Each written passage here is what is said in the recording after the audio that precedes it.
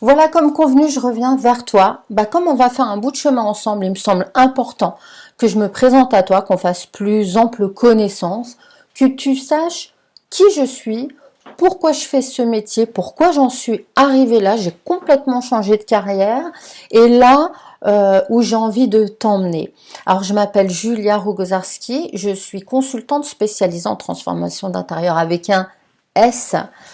J'aide les femmes à atteindre leurs objectifs, à s'épanouir dans la vie grâce à un aménagement subtil de leur habitat. Et pour ça, j'utilise deux super outils qui sont le Feng Shui 2.0 parce que j'utilise le Feng Shui traditionnel mais avec les codes occidentaux, de surcroît francophones. Je travaille beaucoup avec le marché francophone et j'utilise aussi le home coaching. Je travaille avec les particuliers. Donc j'interviens dans leur maison quand les femmes se sentent mal. Donc là, on met à fond toute la puissance du home coaching à leur service. Et dans un deuxième temps aussi, j'interviens pour identifier les freins. Qu'est-ce qui se passe dans la maison qui fait que certains pans de leur vie sont bloqués. Donc je vais aller identifier les freins avec le Feng Shui et corriger et débloquer ça pour qu'elles puissent enfin passer à autre chose et réaliser leurs objectifs. Je travaille aussi avec les professionnels. J'interviens dans les magasins, dans les boutiques, dans les bureaux et beaucoup aussi dans les cabinets de thérapeutes.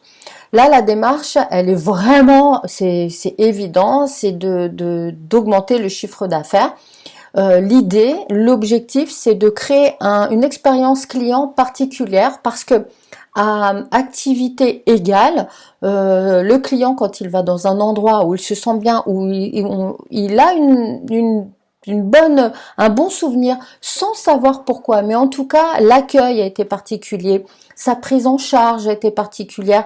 Quand il sort, il va recommander beaucoup plus facilement ce professionnel qu'un autre. Donc l'objectif, c'est de fidéliser le client en lui proposant une expérience client au top grâce à l'énergie des lieux, que ce soit boutique ou bureau ou cabinet, peu importe. L'idée, c'est vraiment d'optimiser l'expérience client pour laisser un meilleur souvenir possible. J'interviens avec des études sur site, donc là c'est vraiment une prise en charge individuelle du client, donc on reste ensemble pendant 5 mois. Pendant le premier mois, donc j'effectue l'étude, on débriefe ensemble et après mes clients bénéficient d'un suivi de 4 mois puisque la transformation s'étiole dans le temps et puis on ajuste, tu vois, parfois les transformations elles vont trop vite ou on doit ajuster ou pas assez, donc on va aller débloquer ça. Donc on reste ensemble pendant 4 mois, mais j'ai aussi des formules beaucoup plus simples avec des ateliers en présentiel, en groupe ou des ateliers en ligne. Donc tout ça tu le trouves sur mon site, sur mon blog, sur ma chaîne YouTube. J'ai aussi une page pro Facebook, inscris-toi vraiment à ma page pro. Ouais, ce serait cool. Et puis si tu cherches dans les archives de la radio, enfin les archives d'il y a quelques mois, je suis intervenue plusieurs fois, on m'a demandé d'intervenir pour conseiller les gens en direct. Bon, voilà pour mon univers professionnel. Maintenant, j'ai envie de te dire, c'est important pour moi de te raconter pourquoi j'en suis arrivée là. En fait, quand j'étais petite, mais vraiment petite, j'avais moins de 6 ans, j'ai vu des choses en fait que je n'ai pas comprises. Quand ça se passe dans les Balkans, parce que je passais 2 mois de vacances dans les Balkans, en Europe centrale, chez ma tante, la sœur de ma mère. Donc la sœur de ma mère, mon oncle et ma cousine, la fille de ma tante. Bref, donc je passais 2 mois là-bas. Mon oncle et ma tante avaient un grand magasin de décoration. Et ils travaillaient, commençaient très tôt le matin, après ils avaient une grande pause de midi à 16h et ils repartaient au travail le soir. Donc ma tante y travaillait, mon oncle y travaillait, c'était les responsables, la boutique leur appartenait, et puis ma cousine et moi, en fait, on allait avec eux, tu vois, on suivait leur rythme. Donc moi j'avais 7, allez, maximum 7, ma cousine 9.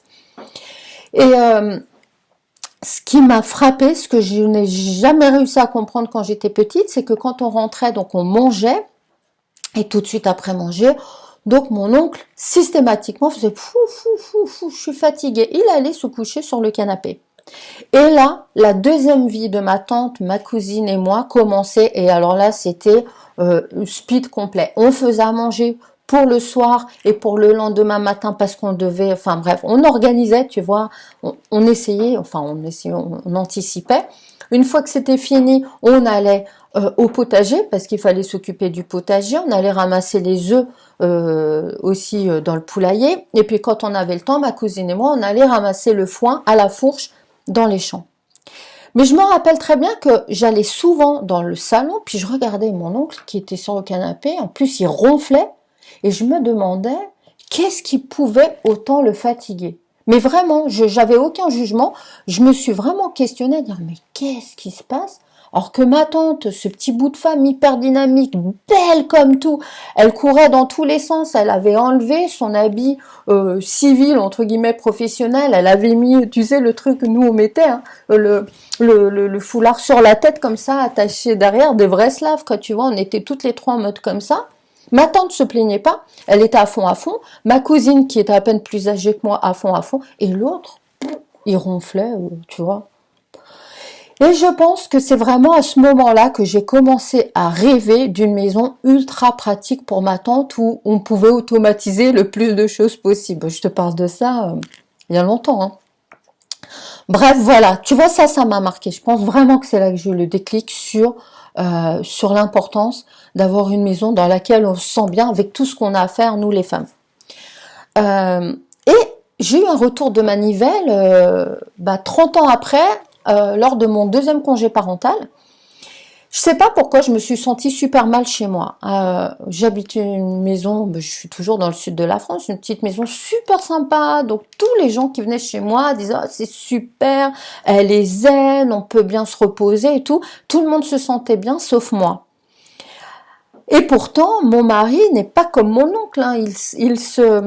Il s'investissait vraiment, tu vois, c'est un père hyper présent, mais j'avais l'impression d'être tout le temps au service de ma maison.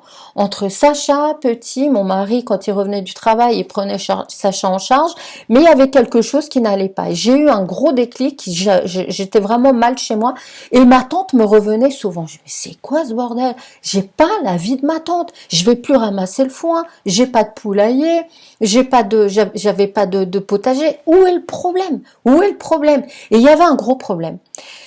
Et puis je me suis souvenue d'un truc, tu vois, avant en fait d'habiter dans le sud, on venait de revenir de la Réunion. Donc moi, à Paris, j'étais dans l'immobilier, dans le cœur de Paris. Ensuite, on est parti à la Réunion. J'ai continué à travailler dans l'immobilier à la Réunion. Et là-bas, j'ai eu un super gros déclic. J'ai constaté en fait que la vie de mes clients changeait à chaque fois qu'ils déménageaient.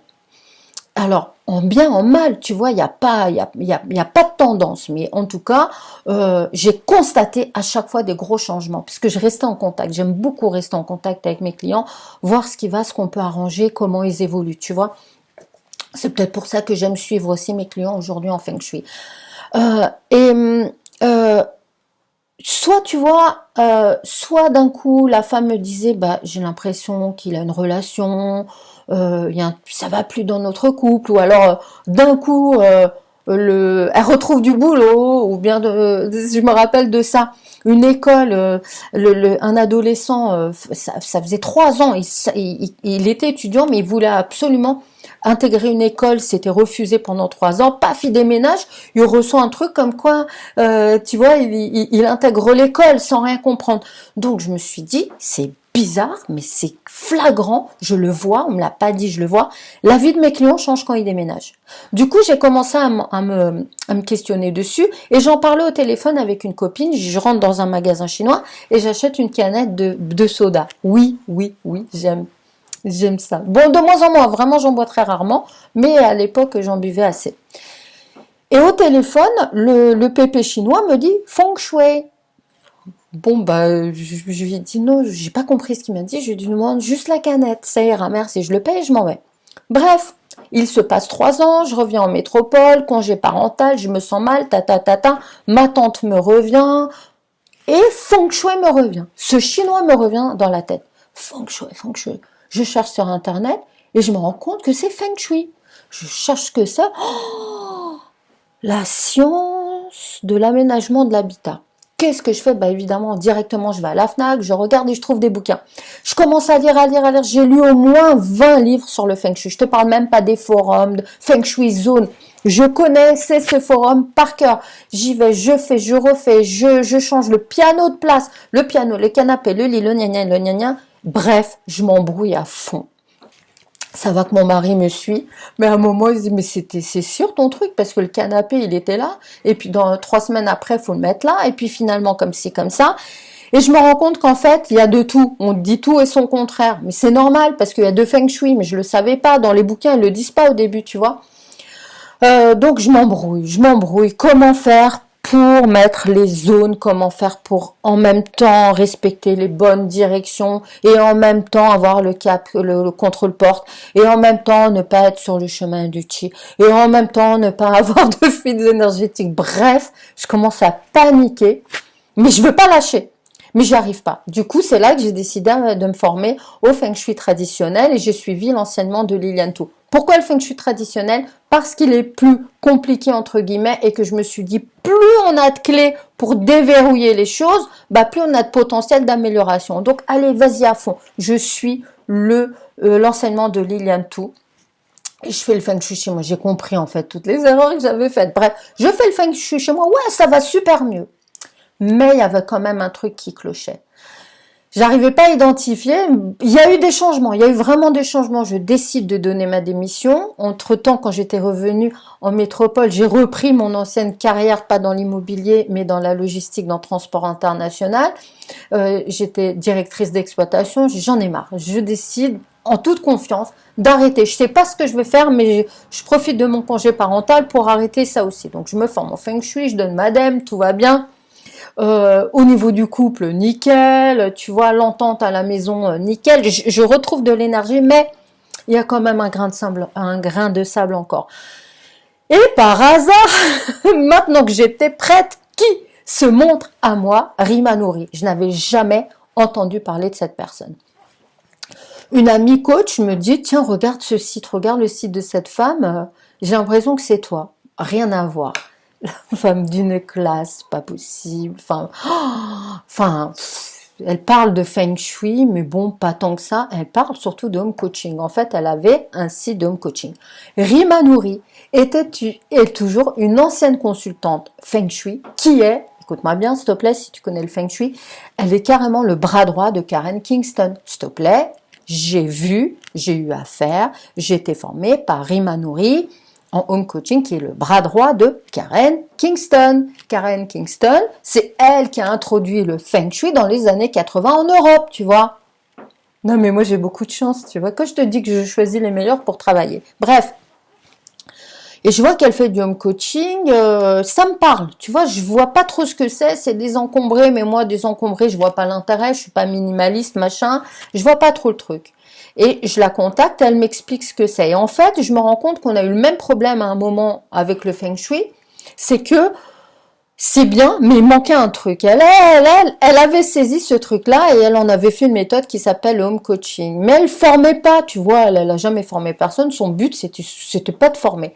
Donc, quand même, je lui laisse 2 choix. Je lui dis, Rima, quand même, je vous laisse 2 choix, réfléchissez-y. Soit vous me formez, soit vous me formez. Là, elle éclate de rire. Elle me dit, ouais, vous allez pas me lâcher. Allez, on y va. Et elle me forme au home coaching.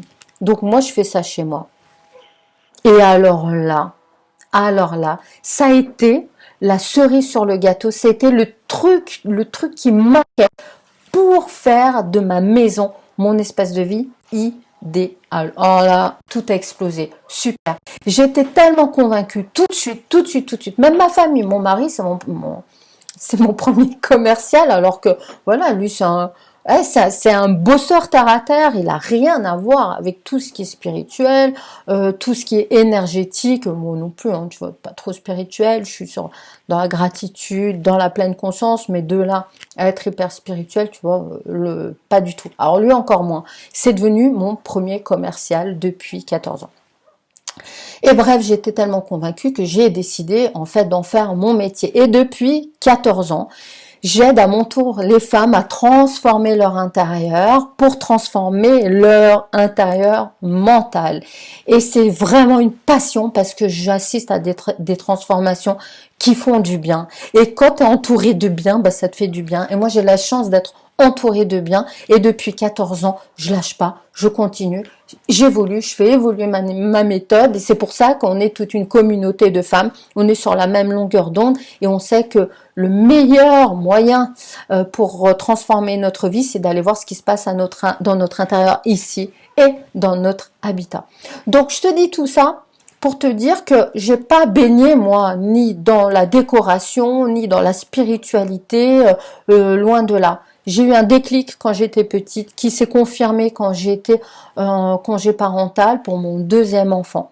Donc, si toi aussi tu sens qu'il y a quelque chose qui cloche chez toi, ne lâche rien. Si moi j'ai réussi à dépasser ça, toi tu vas réussir à dépasser ça. J'étais pas prédisposée à ça. Donc ne lâche rien. Regarde autour de toi, regarde ta maison et demande-toi comment tu te sens. Qu'est-ce qu'elle révèle qu'est-ce qu'elle révèle de ton fonctionnement, tu vois? Regarde bien. Et arrête d'aller chercher des solutions compliquées.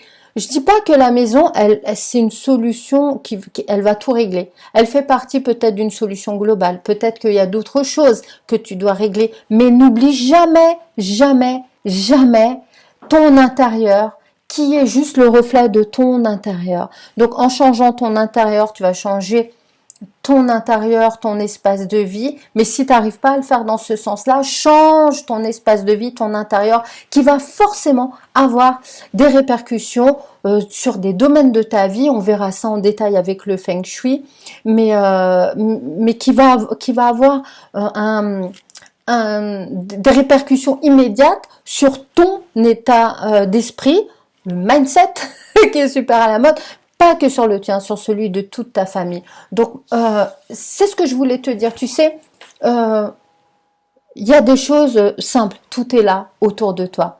Donc, regarde bien ta maison et beaucoup de gratitude parce que même si elle ne correspond pas à ce que tu veux, elle a au moins le mérite de te permettre de dormir, de te permettre d'avoir tes enfants au chaud, de toi être au chaud et beaucoup de gratitude. Quel que soit l'aspect de ta maison, commence tous les jours quand tu rentres chez toi ou quand tu te lèves le matin à lui dire merci de pouvoir vivre dans un abri. Parce que là, tu es vraiment abrité. Donc, première chose, gratitude. Regarde ce que tu peux changer et ouais, regarde bien ce qu'elle révèle sur toi. Je te laisse là-dessus. Je reviens demain, je vais t'expliquer le Feng Shui, ok?